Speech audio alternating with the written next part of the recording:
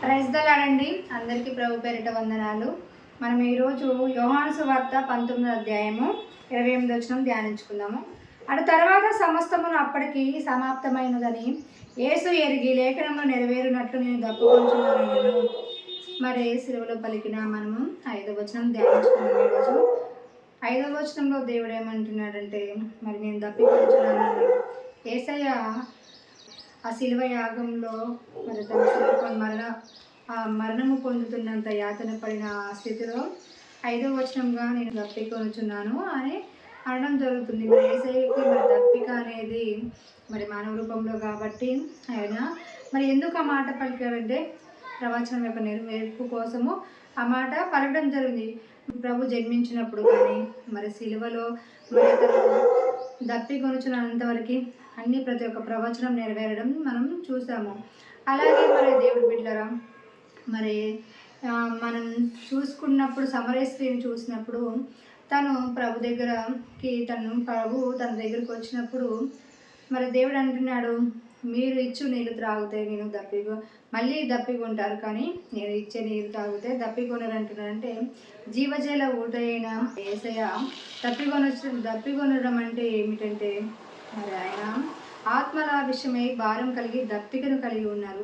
ప్రజలైతే మరి చిరుగను త్రాగించడం జరిగింది.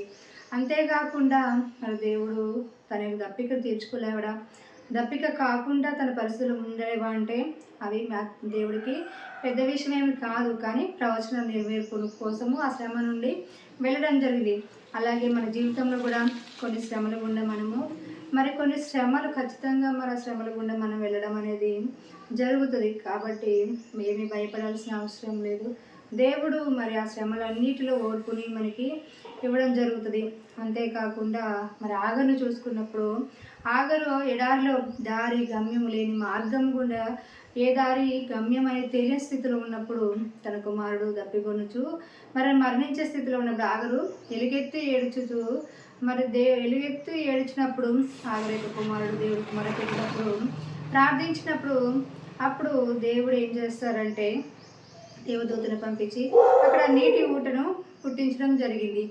దేవుడు అసలు మార్గమే లేని చోట, దారి తెలియని చోట, నీటి ఊటలు లేని చోట నీటి ఊటలు పుట్టించే దేవుడైన గొప్ప దేవుడిని మనం నమ్ముకొని ఉన్నాము.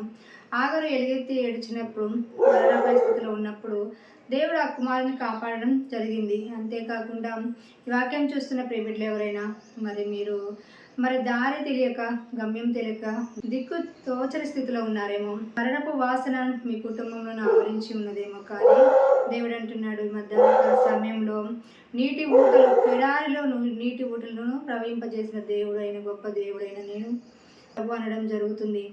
మరియు ఆగరి యొక్క కుమారుడి యొక్క మరణాపాయ స్థితిలో మరి దేవదూతలను పంపించి సాయంగా పంపించి దేవుడు కుమారుని కాపాడడం జరుగుతుంది. మీరు కూడా దేవుని యందు నిరీక్షించి ప్రార్థించి ఆగలాగా మీరు ఎలుగెత్తి మరి దేవుని ప్రార్థించినప్పుడు మరి దేవదూత ఎలాగైతే వచ్చి ఆ కుమారుని కాపాడిందో అదేవిధంగా మీకు సహాయ నిమిత్తము మరి మీ కుటుంబంలో ఉన్న దప్పిక ఏదైనా బాధ అయినా శ్రమైనా మరి ఎలాంటి వేదన అయినా కూడా దేవుడు తప్పించడానికి ఎవరైనా ఒకరిని పంపించి మీ కుటుంబంలో ఏదో ఒక మార్గాన్ని తెరిచి మరి మార్గమే తెలియని చోట మార్గాన్ని తెరిచి మీ కుటుంబంలో ఉన్న సమస్యలను మీ జీవితంలో ఉన్న దారి లేని స్థితి నుంచి దేవుడు విడిపించగలడు.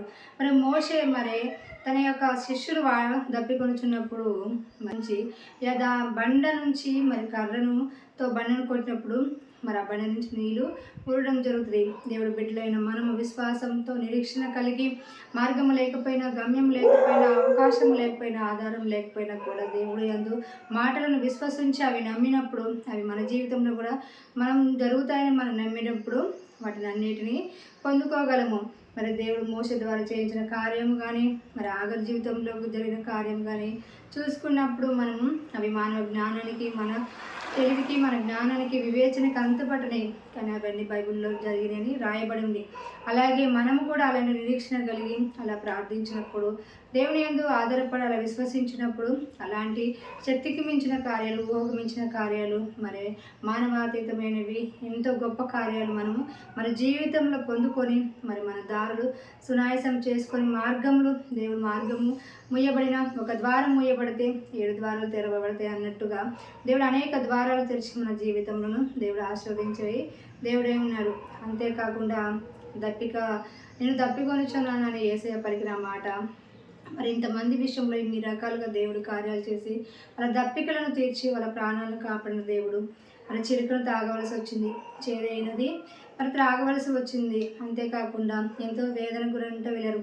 మరి ప్రియబిడ్డలారా, దేవుడి బిడ్డలమైన మనం కూడా కొన్నిసార్లు అలాంటి శ్రమ గుండా వెళ్ళినప్పుడు ప్రభు వైపు చూసి ప్రభుని జ్ఞాపకం చేసుకుని ప్రభు సాయం కోరుకున్నప్పుడు దేవుడు మనని విడిపించి మరి ఆయన గొప్పగా ఆదరించి విడిపించగల దేవుడు, సమర్థుడైన దేవుడు.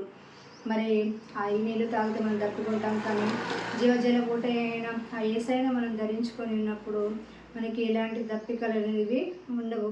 జీవజల ఊటలాగా మన జీవితాలు మారిపోవడమే కాకుండా మరి దేవుడు మరి తన మహిమ ఐశ్వర్యం చొప్పున మనని ఎంతో కాచి కాపాడి మరి మన ప్రతి సమస్య నుంచి విడుదల కలిగించి మనల్ని కాపాడే దేవుడే ఉన్నారు.